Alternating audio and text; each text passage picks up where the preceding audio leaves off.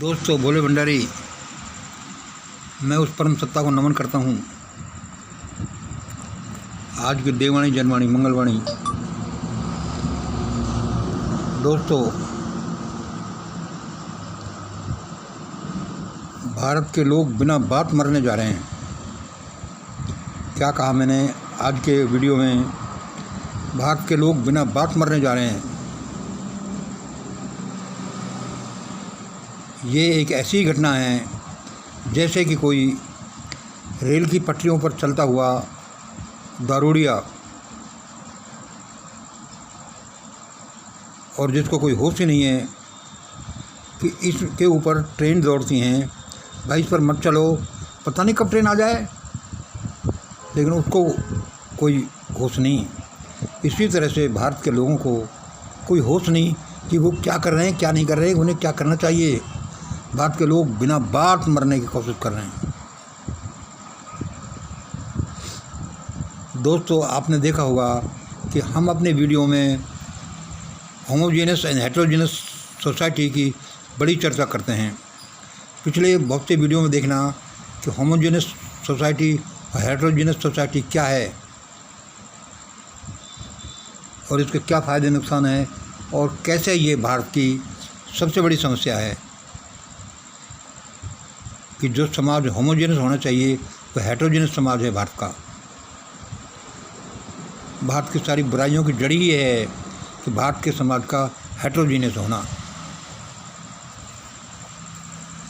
संक्षेप में मैं आपको इसको ये बताऊं कि इस समय जो भारत में शोर है, इस समय जो भारत में हलचल है, इस समय जो भारत में बकवास है, या जो प्रशासन है या जो भी है, वह 80% के लगभग 3% ब्राह्मणों द्वारा किया गया शोर है। यानी ये बताता है कि भारत हेटेरोजेनस समाज है। यदि ये होमोजेनस समाज होता तो इसमें 3% लोग, कोई भी सेगमेंट उठा लो, 3% लोगों द्वारा 3% ही शोर होता, 10% सेगमेंट द्वारा 10% शोर होता और किसी 20% सेगमेंट द्वारा 20% शोर होता। लेकिन यहाँ 3% लोगों द्वारा 80% भारत का शोर है। इसलिए भारत के लोग बिना बात मरने को दौड़ रहे हैं। आज भारत में जो हम पागलपन देखते हैं वह ज़्यादातर इसी का परिणाम है।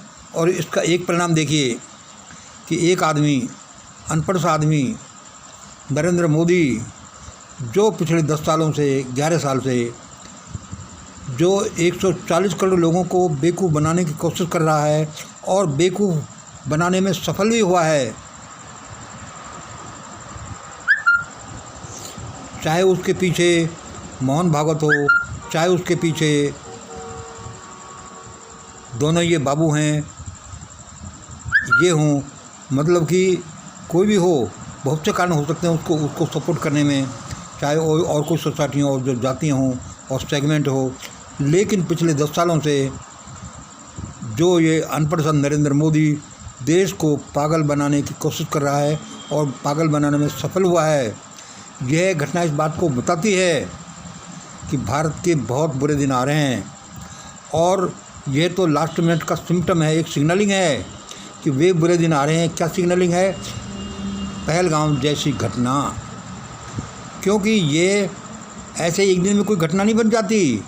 ये घटना, यदि आज आप किसी खास समय पर अपने कमरे में एक चाय पी रहे हैं, तो चाय पीने की जो घटना है उसके बीज कोई एक दिन पहले नहीं बोए गए। इसके बीज कोई ऐसे नहीं बोगे कि हमने भाई 5 मिनट पहले बच्ची को कहा था, मैडम को कहा था कि कब चाय देना, और वो चाय आ गई। वह चाय आज ही नहीं आई है। उस चाय आने के बीज सालों भर पहले बोए गए हैं, महीनों भर पहले बोए गए हैं।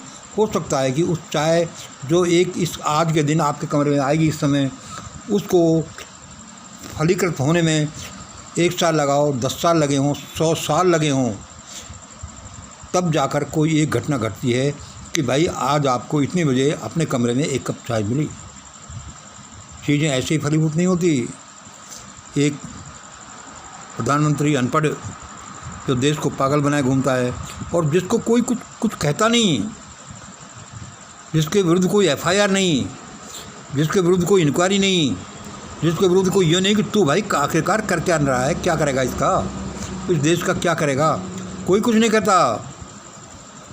अब आप और हम कहेंगे कि भाई इसमें वह क्या करे, प्रधानमंत्री नरेंद्र मोदी क्या करें, इसमें मेन दोषी तो मोहन भागवत जैसे लोग हैं, जो इन सारी शैतानिक कार्रवाइयों के, शैतानिक एक्टिविटीज़ के सरगना हैं, जहाँ के हेड ऑफिस से ये सारा संचालित होता है कि ऐसा ऐसा हो।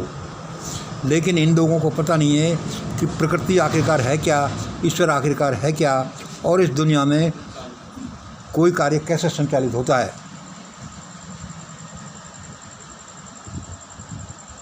ये बेचारे इस दुनिया के बारे में ABCD नहीं जानते, ऐसे नहीं जानते जैसे कि इंदिरा गांधी नहीं जानती थी कि सब कुछ मेरा, सब कुछ मेरे परिवार का है, सब कुछ मेरे पूर्वजों का है, सब कुछ होता आ रहा है, मैं हूँ और ऐसा ऐसा हो जाएगा।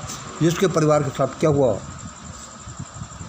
लेकिन फिर भी जिन्होंने इन घटनाओं से शिक्षा नहीं ली, उन घटनाओं से RSS BJP शिक्षा लेते थे तो भी बड़ा अच्छा था। अब देखना ये लोग BJP RSS, ये मोदी साहब भागवत और योगी जैसे लोग और ये पूरी मंडली ऐसे ही भागने वाली है, ऐसे ही भागने वाली है जैसे कि 1989 में कश्मीर से पंडित भागे थे, छोड़ कर अपनी प्रॉपर्टीज को, अपने सब कुछ को, घरों को, बंगलों को, अपने सामान को छोड़ कर भागे थे। भारत में ऐसी ही भगदड़ मचने वाली है, इसको कोई नहीं रोक सकता। इस भगदड़ को रोकने का एक ही बस सबसे पेटेंट दवाई है, और वह दवाई है नरेंद्र मोदी का अपने पद से हट जाना। वरना यह भारत भूमि पर इस तरह की परिस्थितियाँ बन रही है कि यह भारत भूमि कोई बड़ा बलिदान लेने की फिराक में है, बड़ा बलिदान यहाँ होगा। ये पुलवामा जैसे केस, ये पहलगाम जैसे केस, ये तो छोटे छोटे बलिदान हैं। कोई भारत में बड़ा बलिदान होगा, बड़ा आदमी का, बड़े आदमियों का, या बहुत ज़्यादा संख्या वाले बलिदान होंगे। ऐसे कोई देश चलते हैं, ऐसे दुनिया चलती है, ऐसा ये संसार है, जैसा ये लोग चलाते हैं पागलपन में, और चलाते ही जाते हैं। जिन पर कहते हैं कि जिनकी पूंछ पर कोई पाँव नहीं रख सकता, क्योंकि कोई किसी को मरना थोड़ी है जो इन लोगों से जिद्दाजिद्दी करे। मेरे जैसे लोग बहुत कम मिलते हैं ही नहीं। वैसे तो कोई किसी जैसा आदमी नहीं होता इस दुनिया में। आप यूनिक हैं, आप ऐसा। लेकिन अब देखना आप परिस्थितियाँ क्या पलटा खाती हैं कि ये पूरी मंडली, RSS BJP की मंडली, ये पूरे मोदी साहब भागवत एंड कंपनी पूरी की पूरी भागने वाली है। ऐसे भागने वाली है कि रात में ये दिखेंगे, सुबह पता चलेगा कि कहाँ चले गए वे लोग। कोई कहेगा कि वहाँ चले गए, कोई कहेगा उस कंट्री में चले गए, कोई कहता उस कंट्री में चले गए। और यदि इन्होंने ये भी बुद्धिमत्ता नहीं की तो इनके साथ ऐसा बुरा होने वाला है, ऐसा बुरा होने वाला है जिसका कोई शुमार नहीं, जैसा इस दुनिया में किसी के साथ नहीं हुआ। लेकिन मुझे लगता है कि अभी इनके साथ कोई छोटी घटना होगी, ऐसे ही होगी जैसे कि गुब्बारे में से हवा निकलने के बाद गुब्बारे की हालत होती है, ऐसे ही इनकी हालत हो जाएगी। ये भी बहुत अच्छा रहेगा कि चलो कोई ज़्यादा भयानकता नहीं हो, बस गुब्बारे में हवा निकलने के बाद गुब्बारे की हालत हो जाती है, मतलब कि ऐंठ अकड़ निकल जाती है, ऐसा इनके साथ होगा। और मैं चाहता हूँ कि भगवान ऐसा ही करे, बिल्कुल खात्मा नहीं करे जैसा गांधी नेहरू परिवार के साथ हुआ या जैसा और बहुत जगह हुआ। इन्होंने तो पागलपन की हद ही कर दी। ये देश को चलाते कैसे हैं? ऐसा थोड़ी चलता है देश। ईश्वर बहुत नाराज है, ईश्वर ने मुझसे कहा है और मैं उसी की वाणी बोल रहा हूँ कि अब ऐसा होगा।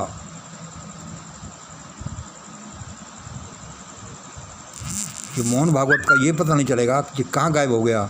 यद्यपि ये प्लेबैक की तरह काम करता है, पीठ पीछे से काम करता है, लेकिन सारे शैतानों का सरगना यही है। और अब सबने क्लियर हो जाएगा कि यह दुनिया क्या है और इस दुनिया में देव शक्तियाँ कैसे काम करती हैं। ऐसे काम करती हैं जैसा जिनका हिंट मेरी इस वाणी के द्वारा मिलता है, क्योंकि ये उन्हीं के द्वारा प्रसादित की हुई वाणी है। मैं तो इसको आपको एक स्पीकर की तरह बोल देता हूँ, एक पपेट की तरह बोल देता हूँ। मेरा इसमें कुछ नहीं है। जो वे इतना मेरे पर मेहरबान है तो मैं भी इसको एक वीडियो में बोल देता हूँ कि ऐसा ऐसा होगा। अब भारत में ऐसी भगदड़ मचने वाली है, ऐसी मचने वाली है कि सारे भारतवासी भारत को छोड़ छोड़ कर भागने वाले हैं, क्योंकि हम काम ही ऐसा कर रहे हैं। और जो कश्मीर से जो भगदड़ मची थी उससे सैकड़ों गुना से भी ज़्यादा बड़ी भगदड़ पूरे भारत में मचेगी, और उसमें भारत के लोग, हिंदू लोग छोड़ कर भागें यहाँ से कि कहाँ जाएं, कैसे जान बचे।